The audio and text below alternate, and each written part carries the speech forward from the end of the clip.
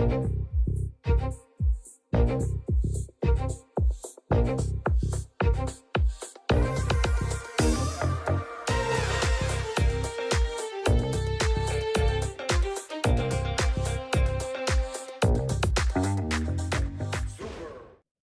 to Super Entrepreneurs Podcast. Today we have with us Matt Kirkegaard. How are you, Doing Matt? well, sir. How are you doing? Doing wonderful. Good. So Matt is from Movement Property Group, Keller Yep. Williams, created by musician and real estate agent Matt Kirkegaard. Specializes in luxury and affordable housing throughout most of Tennessee. So tell us more about this. So Moving Property Group's a luxury real estate brand in Nashville. We're based in Nashville, Tennessee. I started it about 7 years ago. And we have grown to be one of the top teams in the highest volume office in the state. And we serve every client from entry level to luxury, high-end celebrity. We work with investors and developers kind of across Nashville and try to make that process smooth on both sides of the transaction. So it's a real estate broker. It's a real estate company. Yeah, we're under the brokerage Keller Williams. Keller is a fantastic brand, and I'm in Gary Keller's top 100 agents. I get the resources of a Gary Keller, which is wildly valuable. But so we keep a lot of that up with Keller, but the movement is under Keller. But yeah, it's a real estate team. Very good. So you invest yourself as well? I do. Yeah, one of the perks to being a real estate agent, actually, at the level that I've been able to do it, is working with a lot of brilliant investors that are far smarter than myself and watching how they operate and how they work through the investment process, and then being able to implement some of those practices personally with my wife and I. And so, yeah, we own several rental properties. We've got a great portfolio. We've got a large Airbnb downtown. We've got another property that we use for like photo shoots and video shoots, and we're continuing to expand and diversify that portfolio as well. So yeah, absolutely. Okay, so that's great. So can you help us understand what the best investment is nowadays with everything that is happening? Great question. I'm always going to say real estate. I think that there's a reason. Real estate specifically. Absolutely. It depends. It depends on your goals. Yeah. I usually try to have something that's giving me short-term cash gains and something that gives me long-term cash flow going at the same time. Those short-term cash gains are going to come from a great flip opportunity. It could be a development pre-sale where you get in on early pricing, and those can be flipped out of and give you some short-term cash to work with. And then the long-term cash flow are going to be your rentals, commercial investments, long-term leases, or Airbnbs. And Airbnb is a great option right now. You have to be really careful because there's lots of regulation around Airbnb. Specifically in Nashville, lots of cities are starting to implement pretty heavy regulations around it, which is smart, but play by the rules, and there's still a framework to work within that. And Airbnb can be a fantastic investment at that point too. Lots of options. Ultimately, diversity is the name of the game, and making sure that you're prepped as the markets shift and things shift, and knowing how to navigate that. Very good. And for those options, what would you feel a minimum cash on hand which should be available for someone that might be interested to work with you? I consistently help people start the investment process with no cash on hand. Oh, really? Let's talk about that then, because I'm sure a lot of people in the audience will be interested. Sure. One of the biggest things is to evaluate what you have at your disposal. A lot of folks own a house and they have no idea what that looks like. There are a lot of ways to access the equity in your house without having to sell it. So there's lots of products, but a HELOC is a great product. And so we work through HELOCs a lot, which is a home equity line of credit. It takes the equity out of your house and gives you and allows you to use a majority of that equity, and you can take that and go purchase from there. We've had friends I've encouraged. One friend has got the time to be able to manage and to pursue something, and another friend might have the cash. We'll put together an LLC and help write an operating agreement to get a partnership put together, and they can go invest together, get something that gives a short-term cash flow or short-term cash gain, on that. And then they sell that out of that. And the one investor with the cash makes his return on his investment. The other investor that didn't have any cash now has cash to go invest and go put into use in the market too. So there's always conversations on how to structure things. I have several investors in town. We will go into a project and get equity partners. And you can go into a project, get an equity partner to bring the cash to the table, but I architect the deal, put the whole thing together, and we'll have an equity partnership as well. And I don't bring a single thing to the table. And I take an equity partnership in that still, because I'm putting the deal together. Yeah. Two things that are worth something, right? The cash, the liquid cash, and then the time investment. And both are pretty heavily worth it. And if you are looking at getting into it with no cash, you can put the time investment in and be just as valuable. And for the equity, when you're referring to taking out equity from your home, with the mortgage rates and everything, they're shifting to an incline. Sure. Any friendly recommendations or any watch outs that you can It's share? always math. I'll pay a 52% interest rate if I'm getting a 65% return.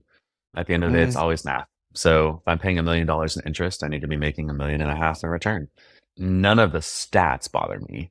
It always comes down just to the math of the deal to make sure it makes sense. So investing is still very much, it makes a ton of sense. I do think that everyone I'm listening to is saying that we're hitting our peak. We're heading back down into reasonable, more balanced market. I think that'll probably hit about Q2 of this year.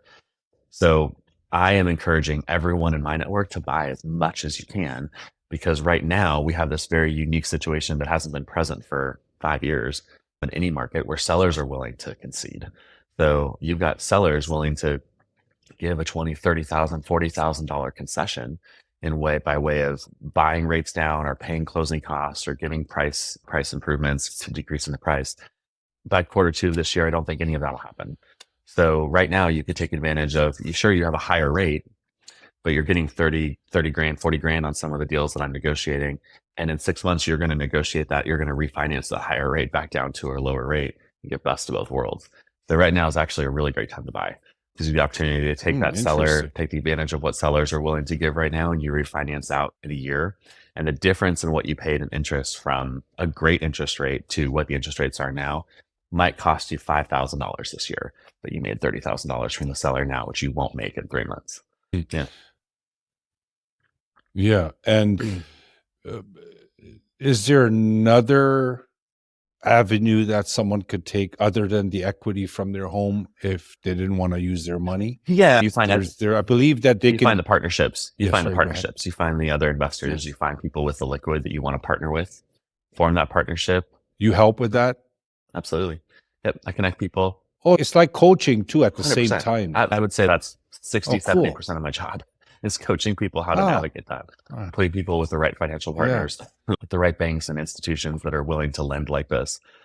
Or you get with a really great agent. That's always going to be key when you're working real estate, is to have a really great agent. Some people like to try to go cheaper routes and go through wholesalers or go through Redfin or whatever. Disaster. Get a great agent who's very investor friendly and investor knowledgeable, because I've negotiated deals for people that I mean, you wouldn't believe, having sellers involved in the investment of a deal. So we're not even doing a purchase, and there's 5 different levels to how these things play out. At the end of the day, the purchaser still has an equity position in the deal as well. So at the end of the day, it's about solving problems. And if I can solve the problems for 5 different people in the process and everyone wins, that's what I strive to do. You have to have an agent that knows how to do that. And what would you say that your differentiating factor is as an agent compared to the thousands of others? What's that one thing? There's honestly look wildly different than most real estate agents. But I would say the first thing and foremost, it's always relational for me. I am people over profits 100% of the time. I'm not motivated by money. I never have been. And I will always serve the person and the person on the other side of this deal. And I'm much more intentional about learning their story, learning who they are, where they're at, what pain points they have right now. And sometimes if I can get care, I'm very empathetic. If I really get a complete picture of their story, a lot of times I can put together a better strategy to help them through that, whatever those pain points are, and use real estate as an option in that. Very good. And what about international people that may find this interesting? Because our audience is all over the map. So if someone from outside of America wanted to work with you, can you paint us a picture? Absolutely. And I closed a deal in Paris, France just earlier this year. I lived in Paris for a bit. My wife and I have traveled all over the world. We lived in India. I've adopted two kids from India. We have traveled extensively. And so I actually have a pretty substantial network across the globe, which does 2 things. One, I actually closed a lot of deals internationally just because I have that network. That's part of the benefit of being under a Keller Williams. We're the #1 real estate brand across the globe. So I have a network of other people, professionals that I can connect people to in their spaces. If you want to buy in Germany or Italy, I can gladly connect you to an agent that can help you there. If you are an international person that wants to invest in America, I work with international investors in Nashville all the time. all the time. I've got a really large Asian population that I work with. Chinese specifically right now is really, there's a lot of folks in China that are dumping money into Nashville. And then we have a pretty big international base in Nashville. Nashville's definitely moving to an A-level metropolis, contemporaries of New York and Los Angeles. So we have a pretty hefty international demographic now. And I absolutely can work with those folks. If it's a language barrier, I've got agents that cover probably 47 languages in my network here. So Wow. I've got a lot of ways to connect people. How many agents? On my team, we've got 16, but in my office and I'm part of some really elite agent networks. I've probably got a little bit over 3,500 that I would easily be able to connect people with that I know personally. And so if someone wanted to invest in Tennessee with you or anywhere in America, they don't need a local credit to get a mortgage and stuff? I always recommend local banks, but if you're investing in Nashville, I've got your financiers here. I've got 2 different banks and a credit union, a mortgage broker, and another LO that I work with pretty regularly. So depending on the product that we're looking for. So I would connect someone here for that. And most of these folks work with international as well. There's definitely hoops to jump through. If you're completely disconnected from the States and there's no residency or green card or anything there's definitely some hoops to jump through, but there's still opportunity there. Oh, really? There is. And some of that's with their banks there too. I sold a French national a home here, and he worked with his bank in Paris, and they worked the loan out for the investment here. And ultimately he purchased here in cash, but he had financed it through his bank at home. Oh, so might have been like a line of credit or something. So there's lots of opportunity we can work through and how to get that. And if there's no connection there, my lenders here will tell you what the steps are going to be to end up being able to qualify here. We can work through that as well. Matt, what makes Tennessee different than anywhere else? I don't know if Tennessee is necessarily different than anywhere else. Nashville is for a real estate, like for investing. Yeah, I don't even know if Tennessee as a whole is different. Nashville is wildly different. Nashville is one of the fastest growing cities in the country. In fact, the last 2 years, the fastest appreciating zip code in the United States are Nashville zip codes. Really? By a long shot. What's the reason behind it? Nashville is a very unique city. Part of it. We have no state income tax. We have wildly inexpensive property tax. Cost of living is incredibly low here. On top of which, Nashville is known as Music City in the United States, which means that we have always had our own ecosystem. So Nashville doesn't rise with the rest of the country. We don't fall with the rest of the country. We have our own ecosystem here. We have a huge celebrity base. We have a ton of old money that's been present here. And that's been the case for a long time. And the rest of the country and the world just got wind of that. So in the last 5 years, we have increased our population by about 160%. We're going to double again in the next 10 years. We have multicultural. Absolutely. Yep. We have a massive Indian population here. We have a pretty large Sudanese population here. We've got pretty varied demographics for sure. We've got healthcare. Vanderbilt's here. We've got big healthcare. So obviously that draws a lot of international folks. We've got music, which draws a lot of international folks. We just became the startup capital. So people are calling Nashville the new Silicon Valley. So we've got a lot of tech companies bringing their headquarters here. A lot of new startups are coming here. We're very entrepreneur friendly. And then we also just got film tax. So we've got Hollywood studios moving all their studios here and redirecting their operations to Nashville.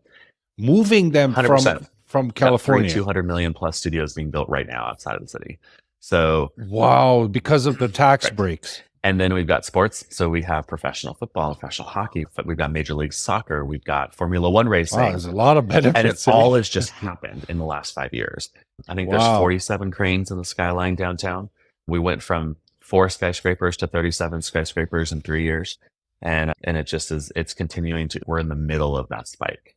So really, ultimately what it is, Nashville's a fantastic city with a lot of benefit, and the cat's out of the bag. Everyone knows now. So everyone's moving here. We have about 137 people moving here a day.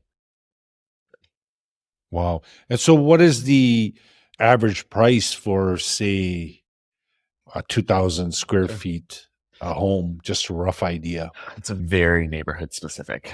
I could find you in a good neighborhood, right? Like, that's also a little bit fluid, right? Everyone has a different idea of what that is. Yeah. I would say if I go 10-minute radius from downtown Nashville, a 2,000 square foot house could cost you anywhere from $250,000, $300,000 to $1.5 million. Really? And it's going to go $1.5 up. million. I could get you $1.5 million, 2,000 square foot house in a certain neighborhood as well. So again, Nashville's neighborhood by neighborhood. It's very specific. You have to, again, having a great agent is key in that to know where and how, and depending on Yeah. what you are looking for too. But Yeah.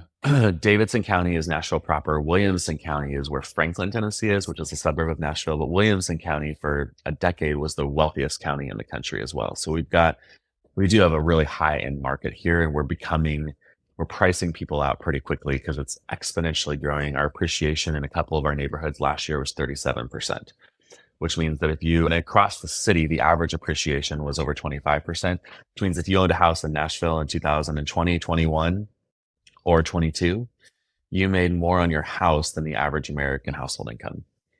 So it's going up fast. So again, time to get in. Yeah. Oh no, that sounds. But all still much wonderful, cheaper and Matt. much more Thank you affordable than LA and New York. So we still have, so our numbers are still low compared to those cities. And those are the cities we're starting to be compared to in terms of amenities and culinary and whatnot. What do you play? You're a musician too, right? I'm a pianist and composer. I started playing piano when I was 6. I started playing professionally when I was 9. Invited to Juilliard at 14, turned it down and started composing instead. And I moved to Nashville when I was 19 and lived in my car for 6 weeks. And I've been here ever since. And I moved for music, of course, and still do music full time as a profession. Oh, you still do that full time? That's wonderful. That's great, Matt. Can you share what your innermost superpower is that got you to this point in your life? Question. Thanks. I think one of the things that I have always championed, I live by, is I'm a risk taker. I'm not averse to risk by any stretch. I'm very willing to be bold and step out. And at the end of the day, I'm not scared of failure. Failure doesn't mean a bad thing to me. It's not a negative connotation. Failure means I learned another way not to do that. I'm going to try again. Success. Yeah. I don't get bogged down by stuff like that. When I started real estate, it was one of those moments in my life where it had to work. There's no other option. And so I'd go sit at coffee shops and just introduce myself to people. And I would usually end up setting up 40 to 60 coffee dates a week of people I don't know, just because I'm going into current coffee shops and sitting there and injecting myself into people's conversations while they're having coffee and making sure that I connect with them and connect with them for coffee later. So I had a lot of people look at me a little bit funny. You don't know me. Why are you asking for my phone number? I want to go to coffee with you. I want to hear your story. And so I'm very bold. I love to meet people. I love to network. I think that it's always relational. And so if there's a superpower there, it's the fact that I don't really have a lot of aversion to risk, and I love jumping out and meeting people, and I'm very relational focused. Great, Matt. Thank you so much for sharing that. Whatever you're doing is helping people. So at the end of the day, that key word there is care, because nobody wants to be a number. Somebody wants a professional or someone who knows more about a specific type of business, for example, to guide them in the right direction without having to wonder if this guy, what kind of plan what is he doing? Vibrationally, you could pick up on that on people. And the funny thing is, people are still trying to do the other side, the old way, to tell what they want to hear. I think most people probably do. They find out. They find out. They vibrationally find out. You think about all the times that you've had you're trying to buy a car, or trying to buy a house, trying to buy anything, or you're walking through the mall and the guys in the kiosk in the middle are jumping out at you with lotion or something. The times that I feel I shut down and I have no interest in any of that, or I start putting the sleazy salesman label on those conversations, or when those folks are jumping into my conversation and they start talking about themselves. They start talking about their product. They start talking about what they're doing, what they've got's the thing I need in my life, whatever. The times in my life when I have really felt drawn to someone or wanted to hear more about what someone had to offer is when they start talking about me, and they want to know my story, and they want to know where I'm sitting. And so my tact has always been to sit with someone to hear your story. I've got lots of questionnaires and surveys that I really want to dive in. I love buying people a cup of coffee, and it never starts with, let me buy or sell you a house. Let me tell you why you should buy a house. Let me talk to you about investing. It always starts with, so how are you? What's in life right now for you? Tell me about your family. Tell me about your kids. Most people aren't from Nashville. Where are you from? Why did you move here? What's your story? What does this year hold for you? What are your goals and plans for 2023 and 4 and 30? And then in the midst of that, if I think that there's an option for real estate to solve one of those pain points or to become part of the conversation, then I say, hey, I have a great idea for you. let me help you. I can help you. I actually can help you with a pain point in your life, with something you're trying to figure out in your story right now. I happen to get paid for that thing, but that's irrelevant. I can help you. And it always comes back to the person and their story. Yeah. No, I agree, Matt. That's exactly how I roll as Yeah. well when I talk to and meet people. It's always about the Always. person, right? It's not, they're just asking questions, trying to understand their Always. situation, their story. And you only want to find out if you really can help them, right? What's the point that if you try to close something or try to buy or sell something and you can't help them later on, you messed up your own brand. So you want to make sure that you can help Well, them. sometimes that help is not something I'm going to get paid for right away. So sometimes the help is, man, I am so busy and we had a pipe burst in my house the other night because it was so cold and I can't figure out someone to take care of my lawn. I'm like, hey, I've got people for that. Let me give you my plumber. Let me give you my landscape guys. Let me make the connection. I'll send text right there and connect them. So they've got the folks that can take care of their needs right there. I don't get paid for any of that. However, when they think I'm going to sell my house in the future, I'm the person that's on their mind because I was the one that was able to help them in the space that they were in. So of course I can help them sell and buy a house. Very good. Very good. Matt, thank you so much again for coming on our show. I appreciate your time. I appreciate you sharing all this information. It's wonderful.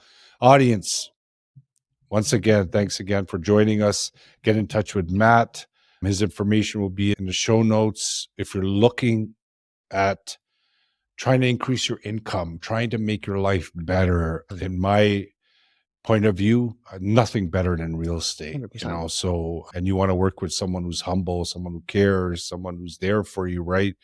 And what you're hearing from Matt here, if you feel comfortable, definitely get in touch with him, see where he can help, because it sounds like when we were talking to him, it's about coaching, right? So it's not about just trying to close a deal. He will talk to you. He'll get to know you, understand your situation, see if he can help. Again, thanks for your participation in our show and helping us grow, because without you, there's no way we could grow.